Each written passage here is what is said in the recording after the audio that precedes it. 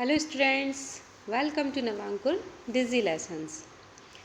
In our last video, we will we have read question number 6 of exercise 7.2. हम हमारे पिछली video में कहाँ तक पढ़ चुके हैं? एक्सरसाइज 7.2 के क्वेश्चन नंबर 6 तक कंप्लीट कर चुके हैं. Class 9th maths exercise 7.2. अब हम इस वीडियो में क्या करेंगे? इस वीडियो में हम क्वेश्चन नंबर 6 से स्टार्ट करते हैं, 7 से स्टार्ट करते हैं. तो 7 क्वेश्चन हम पढ़ लेते हैं. क्या है? ABC is a right angled triangle. ABC जो है वह एक समकोण त्रिभुज है. समकोण त्रिभुज राइट एंगल ट्राइंगल है. In which angle A is equal to 90 degree, जिसमें कि जो हमारा कोण A है वह 90 डिग्री का है. And AB is equal to AC. और हमें दिया हुआ है कि इसकी जो दो साइड्स हैं AB और AC वो इक्वल है. Find angle B and angle C. और हमें एंगल B और एंगल C को फाइंड करना है. तो सॉल्यूशन में हम देख लेते हैं. AB is equal to AC ये गिवन है. अब हमने एक स्टेटमेंट पढ़ा है कि इक्वल एंगल्स के अपोजिट जो साइड्स होती हैं वो इक्वल होती हैं, और इक्वल साइड्स के अपोजिट जो एंगल होते हैं वह भी इक्वल होते हैं. तो आप देख सकते हैं AB के सामने वाली साइड कौन सी है? सामने वाला एंगल कौन सा है? C. और AC के सामने वाला एंगल कौन सा है? B. That means angle C is equal to angle B. Angle opposite to equal sides of triangle are equal. किसी भी ट्राइंगल की इक्वल साइड्स के जो अपोजिट एंगल होते हैं वह भी इक्वल होते हैं. ठीक है. अब हम लगाएंगे angle sum property. Angle sum property से क्या होगा? किसी भी ट्राइंगल के सभी एंगल्स का सम जो होता है वह 180 डिग्री होता है. तो एंगल A, एंगल B और एंगल C इन तीनों का सम हो जाएगा 180 डिग्री. हमें पता है कि एंगल A की वैल्यू 90 डिग्री है. हमें ये भी पता है कि एंगल B और C इक्वल हैं. तो हम एंगल C के प्लेस पर एंगल B पुट कर सकते हैं. तो वही हमने किया. 90 degree plus angle B is equal to 180 degree. अब आप देखिए कि एंगल B और एंगल B तो 2 एंगल B हो जाएगा. और जब 90 डिग्री का हम ट्रांसफ़र करेंगे तो वह हो जाएगा 180 माइनस 90. 180 माइनस 90 क्या हो जाएगा? 90 हो जाएगा. अब क्या करेंगे? हम 2 को ट्रांसफ़र करेंगे. 2 को ट्रांसफ़र करेंगे तो वो हो जाएगा 90/2. 90/2 हो जाएगा 45. Then angle B is equal to 45, और we know that angle B is equal to angle C. Then angle C is also equal to 45. जो वैल्यूज़ हमें फाइंड करनी थी हमने की. अब देखते हैं हमारा 8th क्वेश्चन, एक्सरसाइज 7.2 का लास्ट क्वेश्चन. अब देखिए क्या लिखा हुआ है. Show that the angles of an equilateral triangle are each 60 degree each. हमें बताना है कि समबाहु त्रिभुज का प्रत्येक कोण 60 डिग्री का होता है. ठीक है. अब ये इक्विलेटरल ट्राइंगल है, मतलब कि इसकी सभी साइड्स जो होंगी वो इक्वल होंगी. सभी साइड्स इक्वल मतलब कि AB is equal to AC is equal to VC. अब हमने ये भी पढ़ा है कि यदि किसी ट्राइंगल की साइड्स इक्वल होती हैं तो उनके जो अपोजिट एंगल्स होते हैं वह भी इक्वल होते हैं. तो AB के अपोजिट एंगल कौन सा हुआ? Angle C. AC के अपोजिट क्या हुआ? Angle B. और BC के अपोजिट क्या हुआ? Angle A. That means angle A is equal to angle B, angle equal to angle C. अब हम लगा देंगे angle sum property. Angle sum property से क्या है कि जो किसी भी ट्राइंगल के तीनों एंगल्स होते हैं उनका सम 180 डिग्री होता है. तो angle B plus angle C, angle A plus angle B plus angle C is equal to 180 degree. हम B और C के प्लेस पर एंगल A पुट कर सकते हैं क्योंकि तीनों इक्वल हैं. तो angle A plus angle A plus angle A is equal to 180 degree.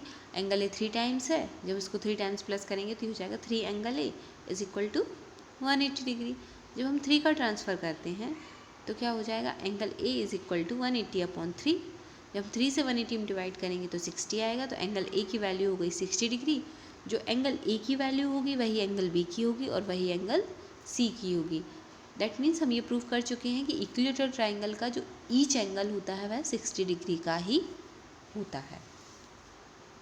चलिए अब 7.2 एक्सरसाइज आपकी कंप्लीट हो चुकी है. अब हम देखेंगे 7.3.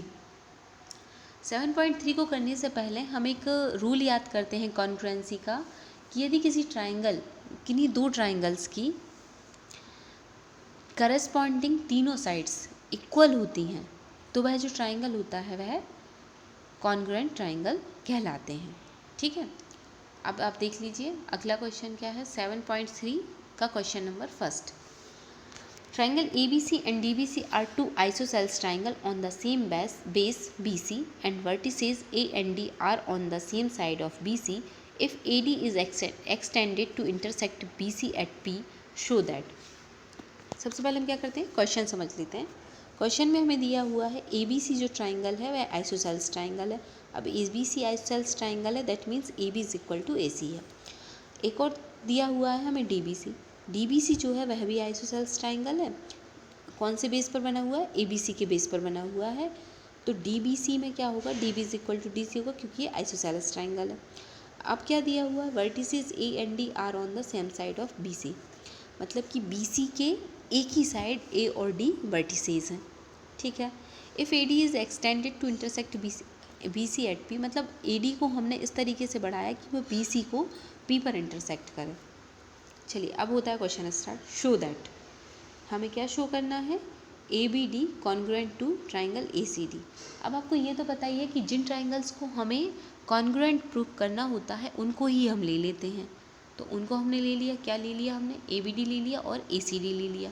अब ABD और ACD में आप देखिए सबसे पहले तो हम वह इक्वल प्रूफ करेंगे जो हमें गिवन है।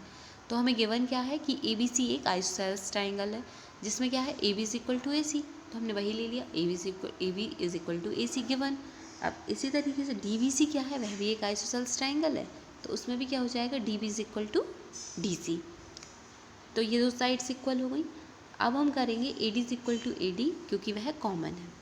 तो अब आप देख सकते हैं कि दोनों ट्राइंगल्स की तीनों साइड्स करस्पॉन्डिंग साइड्स इक्वल हैं। तो साइड से क्या हो जाएगा, ABD congruent to triangle ACD। तो यह हो गया हमारा फर्स्ट पार्ट प्रूफ। अब हम आते हैं सेकंड पार्ट की तरफ। सेकंड पार्ट में हमें प्रूफ करना है कि triangle ABP congruent to triangle ACP।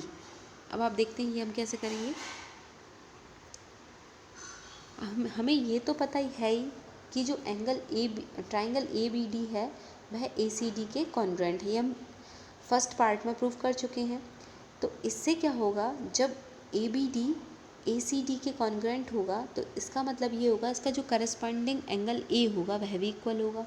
तो हम लिख सकते हैं angle BAP is equal to angle CAP CP CT से। अब हम ले लेते हैं दोनों ट्राइंगल्स ABP और ACP। तो आप देखिए इसमें भी क्या होगा, AB is equal to AC होगा क्योंकि ये गिवन है, BAP is equal to angle CAP होगा क्योंकि ये अभी हमने प्रूफ किया है बाय इक्वेशन फर्स्ट, और AP is equal to AP होगा क्योंकि ये है कॉमन है। क्या हो गया हमारी साइड एंगल साइड, इससे क्या हो गया, triangle ABP congruent to triangle ACP। चलिए नेक्स्ट क्वेश्चन पे आते हैं, इसके थर्ड पार्ट पे आते हैं। हमें थर्ड में क्या प्रूफ करना है, थर्ड में हमें प्रूफ करना है कि जो AP बाइसेक्ट करता है एंगल A को और angle AP bisect angle D को भी करता है। मतलब हमें ये बताना है कि जो BAP है वह CAP के इक्वल है और जो BDP है वह CDP के इक्वल है। तो ये तो हम प्रूफ कर ही चुके हैं कि जो BAP है वो CAP के इक्वल है, क्योंकि हम प्रूफ कर चुके हैं कि ये जो दोनों ट्राइंगल्स हैं ये कॉन्ग्रुएंट हैं। अगर हम लिखें ABD कॉन्ग्रुएंट टू ACD तो भी एंगल A इक्वल हो जाएंगे, और अगर हम लिखते हैं ABP कॉन्ग्रुएंट टू CAP तो भी एंगल A इक्वल हो जाएंगे। तो इसका मतलब ये तो हमने प्रूफ कर ही लिया है कि जो AB है AP है वह एंगल A को बाइसेक्ट करता है। तो अब हमें क्या बताना है कि जो AP है वह एंगल D को भी बाइसेक्ट करता है। तो हम क्या करेंगे, BDP और CDP ट्राइंगल ले लेंगे। तो क्या हो जाएगा, BD is equal to CD, क्योंकि DBC क्या है, आइसोसेल्स ट्राइंगल है जिसमें BD is equal to BC ये गिवन है। फिर हम क्या ले सकते हैं, DP is equal to DP क्योंकि ये कॉमन है।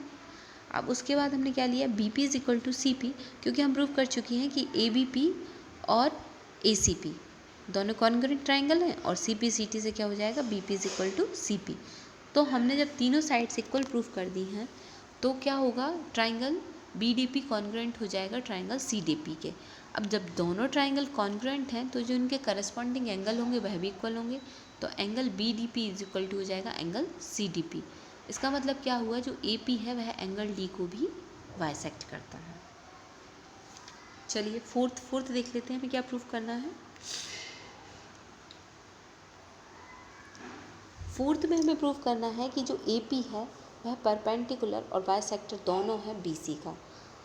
तो देखिए यह तो हम इजीली प्रूफ कर सकते हैं कि P जो है वह BC का मिड पॉइंट है। कैसे प्रूफ कर चुके हैं, क्योंकि ABP और ACP कैसे हैं, हमारे कॉन्ग्रुएंट ट्राइंगल हैं, तो इनके करस्पॉन्डिंग पार्ट्स मतलब कि BP is equal to CP होगा, that means P is the midpoint of BC। अब हमें प्रूफ करना है कि जो AP परपेंडिकुलर BC, मतलब कि हमें बताना है APC is equal to 90 degree. देखिए हम ये कैसे बताएंगे, इसमें देखिए क्या लिखा हुआ है, triangle ABP congruent to triangle ACP, ये हम प्रूफ कर चुके हैं। अब क्या होगा इससे कि angle BPD is equal to होगा एंगल CPD। क्यों होगा, क्योंकि यह CPCT से, क्योंकि यह इस ट्राइंगल्स के करस्पॉन्डिंग पार्ट्स हैं। अब आप देखिए कि BPD और CPD को जब हम प्लस करेंगे तो यह 180 डिग्री आएगा। क्यों आएगा, क्योंकि यह लीनियर पेयर है, यह straight line, BC is a straight line और इसके P पॉइंट पर जितने भी एंगल्स होंगे सबका सम 180 डिग्री होगा। तो हमने वही किया। अब हम यह तो हम बता ही चुके हैं कि BPD और CPD बराबर है, तो हम किसी के इक्वल भी कुछ भी रख सकते हैं। तो हमने क्या किया, BPD के इक्वल हमने रख दिया एंगल CPD। जब आप एंगल CPD को 2 बार प्लस करोगे तो आ जाएगा 2 angle CPD is equal to 180 degree. अब क्या हुआ कि हमने 2 को ट्रांसफ़र किया तो ये हो जाएगा 180 डिग्री अपॉन 2, तो ये हो जाएगा 90 degree. That means EP is the perpendicular bisector of BC। हमें 90 डिग्री बताना था, हमने वह भी प्रूफ किया। हमें परपेंडिकुलर बताना था, वह भी प्रूफ कर चुके हैं। अब नेक्स्ट वीडियो में हम इसके आगे 7.3 का क्वेश्चन नंबर 2 से स्टार्ट करेंगे। आई होप आपको वीडियो में जितने भी क्वेश्चन हैं सारे बहुत अच्छे से समझ में आए हों। Be safe, stay at home, keep learning. Thank you.